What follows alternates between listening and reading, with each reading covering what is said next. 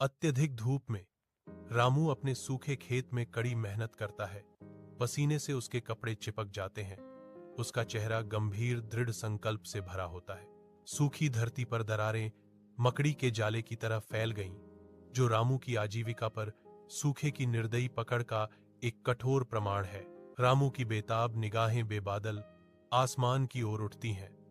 एक मौन प्रार्थना विशाल उदासीन विस्तार में गूंजती है। चिलचिलाती धूप में रामू निर्माण स्थल पर भारी पत्थर उठाता है। उसका शरीर पसीने से चमक रहा है।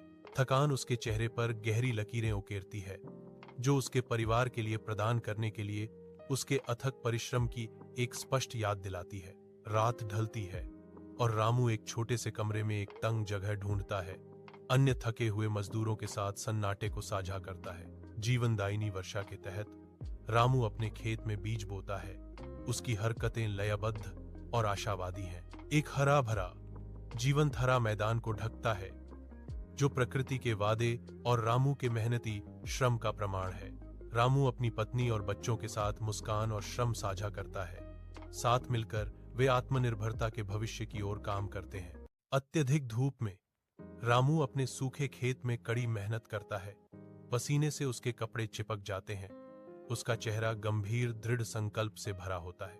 सूखी धरती पर दरारें मकड़ी के जाले की तरह फैल गईं, जो रामू की आजीविका पर सूखे की निर्दयी पकड़ का एक कठोर प्रमाण है।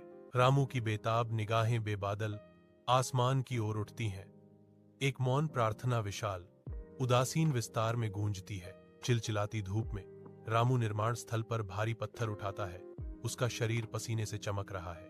थकान उसके चेहरे पर गहरी लकीरें उकेरती है, जो उसके परिवार के लिए प्रदान करने के लिए उसके अथक परिश्रम की एक स्पष्ट याद दिलाती है। रात ढलती है और रामू एक छोटे से कमरे में एक तंग जगह ढूंढता है। अन्य थके हुए मजदूरों के साथ सन्नाटे को साझा करता है। जीवनदायिनी वर्षा के तहत रामू अपने खेत में बीज बोता है। उसकी हरकतें लयबद्ध और आशावादी हैं। एक हरा भरा जीवंत हरा मैदान को ढकता है, जो प्रकृति के वादे और रामू के मेहनती श्रम का प्रमाण है। रामू अपनी पत्नी और बच्चों के साथ मुस्कान और श्रम साझा करता है। साथ मिलकर वे आत्मनिर्भरता के भविष्य की ओर काम करते हैं।